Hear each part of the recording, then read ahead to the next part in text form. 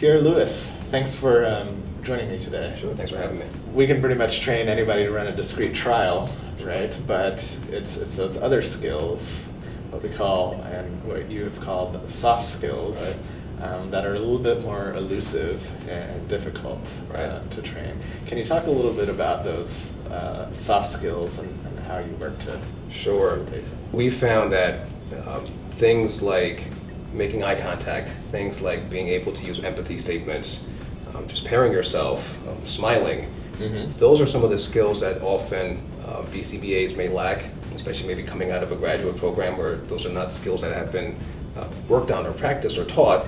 And working in a school district or going into a home, those may be things that will really help you work with that family member or work with that school personnel to really get buy-in. So those soft skills are really important, especially for younger BCBAs who may not view them as a necessary component of their skill set. Maybe it's, we spend so much time in our training focusing on the technical aspects of the field. Right. And, I've heard just being around the field for a while, like in schools, for example, a BCBA could come in and they might be, and their recommendations to a team might be technically accurate, but maybe the way they are presenting themselves might actually endanger the contract or case that you're on. Sure. So how do you, how do you even assess those and train, instill those skills? Yeah. Brett and I have talked about this before. Some of it's just trial and error. Some of it is just mistakes we've made in the past, going into a home or going to a school and maybe leaving after a meeting and saying, okay, that wasn't the best way I could have done that. I know I had the right plan, I had the right feedback or suggestions, and yet the way I said it may have turned somebody off. So for me, it's first showing a BCBA that sitting in a meeting, knowing that you have the right perspective or knowing that you have the right behavior plan, the right strategy is just a piece of it. So you want to start with building some consensus with the team, having people look at your recommendations as being more team approach, not just kind of coming in and saying I'm the BCBA and what I'm saying is right, and so I don't need to listen to anybody else. Right.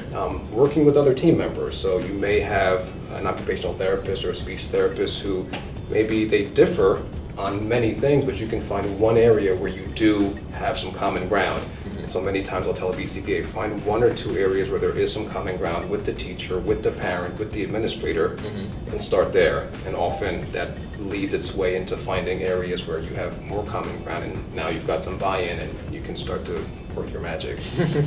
Turning back to your specific role, is there a particular soft skill that you use that you feel is particularly beneficial in your work? Yeah, I think the one for me that I found to be most beneficial has been empathy statements. I remember going into a home and I was working with a learner, and her mom and dad had just really struggled and had not been sleeping very much. And I can remember just feeling like I don't quite know what to say to this parent right now. I could say, I know how you feel, but I didn't. And I could say, it must be bad for you, but she's probably heard that from everybody else. And I can remember just going back to that training about empathy statements and thinking, okay, you must really feel like it's hard to not sleep because your son or daughter isn't sleeping right now. And she looked at me, and it's almost like, she's like, oh, okay, you kind of get it. You're not just trying to say everything's going to be okay. And as soon as I made that connection with her, our relationship changed, because to be perfectly honest, I felt like at times she was just saying, like, you don't know how I feel. So for me, empathy statements, especially for family members, because honestly, we're going into their homes and sometimes we may be the only people who really understand what's kind of going on in their family members. I'd say that soft skill, especially in homes, has gone a long way for me. The other one is smiling. And those seems kind of simple, but just smiling throughout the day, looking at a teacher or paraprofessional or a parent and just smiling also goes a long way. I noticed in your empathy statement it started with you, Right. rather than I. Right. What kind of impact do you think that has? I found that it has a major impact. What it does is it automatically brings the person's kind of defensiveness down. So if I'm going to give somebody feedback, I may start with, you must be frustrated that this learner isn't making the progress you'd like to see, or you must be frustrated that this learner is aggressing on you, versus me saying, I'm noticing that you're getting frustrated. And right off the bat, And this is what you should do. Right, correct. So that's going to come later on, inevitably during part of the feedback.